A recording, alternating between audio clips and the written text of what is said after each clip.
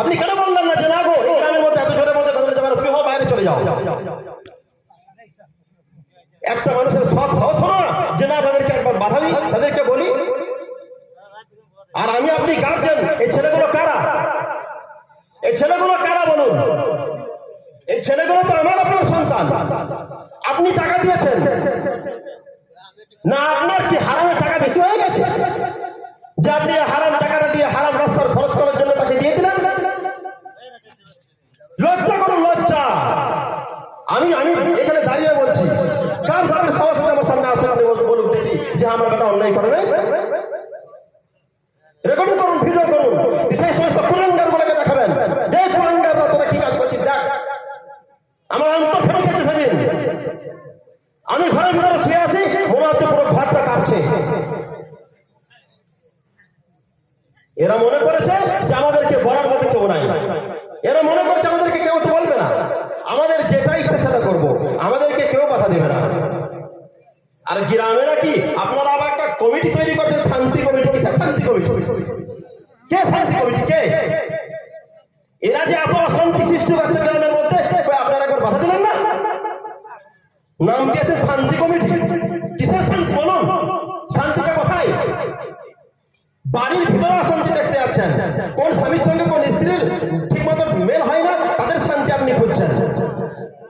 আর পুরো গ্রামের মানুষ অশান্তির মধ্যে বসবাস করছে, তাদের কোনো ভূক্ষেপ না। আপনাদের নাম দিয়েছেন শান্তি কমিটি। এর নাম শান্তি কমিটি।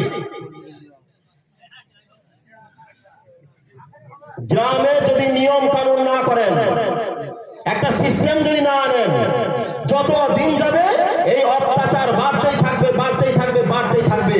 এমনও দিন আসবে, আল্লাহর কসম করে বলি, এই গজবের মধ্যে আপনিও পড়বেন।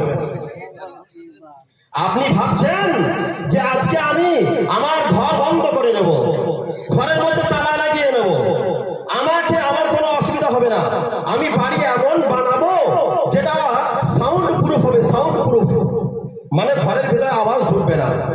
আপনার বাপের টাকা আছে, আপনি বানিয়ে নেবেন, বাকি মানুষগুলো তাদের কি হবে? গ্রামের সর্দার হওয়ার যদি ইচ্ছা হয়, লিডার হওয়ার যদি ইচ্ছা হয়, তাহলে সৎভাবে হবে, না হলে আপনার লিডারের দরকার নেই। আপনার মতো ওই লিডারের প্রয়োজন নেই আমাদের। লিডার এমন হতে হবে যে সমস্ত মানুষের সামনে হক কথা বলার সাহস আপনার থাকতে হবে।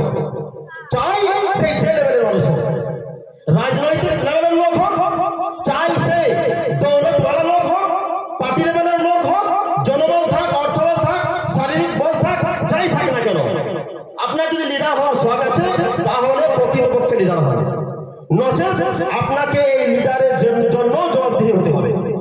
যে তোমাকে আমি লিডার বানিয়েছিলাম গ্রামে, তুমি একটা গ্রামের লিডার হয়েছিল, তুমি কি লিডার হয়েছিলে? আচ্ছা, আমি তো জানি যে সরকারি ভাবেও এটা নিষিদ্ধ যে অতিরিক্ত সাউন্ড দিয়ে বক্স বাজানো যাবে না, এটা নিষিদ্ধ নয়। কি বলছেন আপনারা? জানেন না? জানেন তো নাকি? তো আপনারা যদি জানেন যে হ্যাঁ সরকারি ভাবে এটা নিষিদ্ধ, তাহলে আপনারা কেন নিষেধ করলেন না? বা আপনারা থানাতে বললেন না কেন যে গ্রামের মধ্যে এত হাই ভোল্টেজ সাউন্ড দিয়ে গ্রামের মধ্যে, পুরো গ্রামের মধ্যে বক্স বাজিয়ে বেড়াচ্ছে, আপনারা এটা বিচার করুন, ব্যবস্থা করুন? কেন বললেন না? কিসের ভয় আপনাদের? ভয়টা কিসের? না আমি জানতে চাই আপনার ভয়টা কিসের? কি হবে? ঝামেলা হবে? আরে ঝামেলা তো হচ্ছে। আর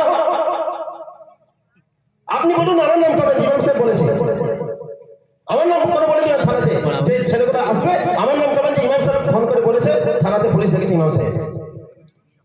দেখবো কার কথা কি হিম্মত ঠিক করে নেয়। আমার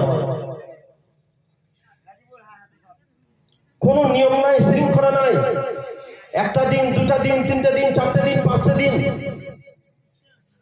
আর এদের না আছে মসজিদের কোনো সঙ্গে সম্পর্ক, না আছে কোনো উলামার সঙ্গে সম্পর্ক, না আছে মা বাবার সঙ্গে সম্পর্ক, না আছে সুস্থ সমাজের সঙ্গে সম্পর্ক, কোনো কিছু নাই। বাস মন গেলে করে দিলাম, কিসের জন্য করছি, কেন করছি, কোনো খবর নাই। ছি ছি ছি ছি ছি, সমাজ কোথায় আজ? নিজেরা ভাবুক না, নিজেরা আমার এদিকে পুরো এসে অহংকার করেন, বলে বলেন আমরা রাউতারা গ্রামের মানুষ খুবই শান্তি প্রিয় মানুষ, শান্তি চাই। শান্তিটা কোথায় আমাকে বোঝান না, শান্তিটা কোথায়? তাহলে আমি যে এই যে এত কত অশান্তি পেলাম, তাহলে আমার অশান্তিটা কে শান্তি করবে?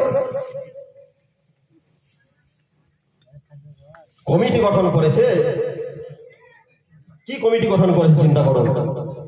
একটা মানুষের বলার সাহস হলো না যে না গো এই কাজটা করা যাবে না, তোমরা কেন করছে, কাজ নাই। এই জন্য সাবধান হন, বারংবার বলছে সাবধান হয়ে যান।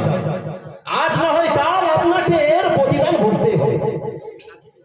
আমি বারংবার বলে থাকি, দুনিয়াতে এমন কোন কাজ করা যাবে না যেই কাজের কারণে অন্য কোনো মানুষের মনে আঘাত আসবে।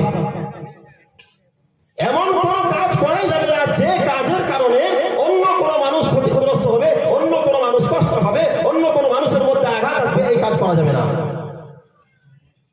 আপনি যাই করুন, আপনি নামাজ পড়েন না, আমি মেনে আপনি নামাজ পড়েন না, নামাজ পড়া ফরজ বারংবার বলেছি। আপনি নামাজ পড়েন না, এটা আল্লাহর সঙ্গে আপনার হক।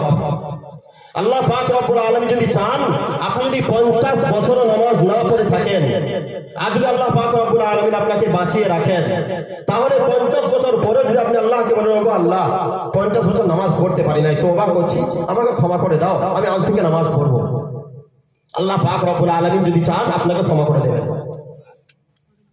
কিন্তু আপনি যদি কারো মনের মধ্যে আঘাত দিয়ে থাকেন, যেমন আমি আঘাত পেয়েছি, আপনাদের এই কাজের কারণে আমি আঘাত পেয়েছি, আরো বহু মানুষ আঘাত পেয়েছে, আমি তাদেরকে বাদ দেবো আমি জানি না, কিন্তু অসংখ্য অগণিত মানুষ আঘাত পেয়েছে, এটা আমার বিশ্বাস। আর আঘাত পাওয়ারই কথা।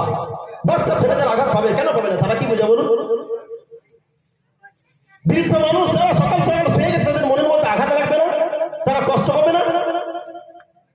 তো এই যে তাদের মনের মধ্যে আঘাত দিয়েছেন, কষ্ট দিয়েছেন, আপনি যদি 50 বছর পরেও 60 বছর যদি আপনি একটা নামাজ পড়ে যান, 70 বছর যদি আপনার একরকম তাহাজ্জুদের নামাজ পড়ে যান, আর আল্লাহর কাছে তওবা করেন, আল্লাহ আমাকে মাফ করে দাও, আল্লাহ মাফ করে দাও, আল্লাহ বলবে যে বান্দাকে আগে মনের মধ্যে আঘাত দিয়েছিস তার কাছে গিয়ে ক্ষমা চা। কেন তাকে আঘাত দিয়েছিস? তোকে অধিকার কে দিয়েছিল বল? ক্ষমা নাই। খোদার কসম করে বলছি ক্ষমা নাই। বান্দার হক কতদিন পর্যন্ত না পূর্ণ হবে, কতদিন পর্যন্ত তার ক্ষমা নাই যে বান্দার মনের মধ্যে আঘাত দেবে, কষ্ট দেবে। এই জন্য আপনাকে অধিকার এটা কেউ দেয় নাই। ইসলাম তো এই জায়গায় কঠোর, খুবই কঠোর, খুবই কঠিন। কোন মানুষকে কষ্ট দেওয়া যাবে না। এমন কোন কাজ দুনিয়ার বুকে বেঁচে থাকা অবস্থায় করব না যে কাজের মাধ্যম দিয়ে অন্য কোন ভাই, অন্য কোন প্রতিবেশী, অন্য কোন মানুষ কষ্ট পাবে। করবো না ইনশাআল্লাহ, করবো না ইনশাআল্লাহ। তওবা করুন, তওবা করুন আল্লাহর কাছে। আল্লাহ আর জীবনে এরকম কাজ করবো না, বলুন ইনশাআল্লাহ, ইনশাআল্লাহ বলুন। আর যদি এরকম কাজ করার কেউ চেষ্টা করে, তাকে বাধা দেওয়ার জন্য চেষ্টা কে করবেন? হাত তুলুন দেখি, আমার সাথে হাত তুলুন। যে এরকম অন্যায় কাজ যদি করে তাহলে বাধা দেবো। এই হাত তুলে আমি দেখে রাখছি। বাধা দেওয়ার সময় যদি না থেকেছেন, আপনাদেরকে আগে পিটাবো। আর আমার সঙ্গে আসুন, আমি আগে থাকবো, সামনে আমি থাকবো আগে, আপনার শুধু সাথে থাকবেন আমার, তারপর দেখে নেবো। যাই হোক, ইয়ার কি মারার জায়গা পাও না?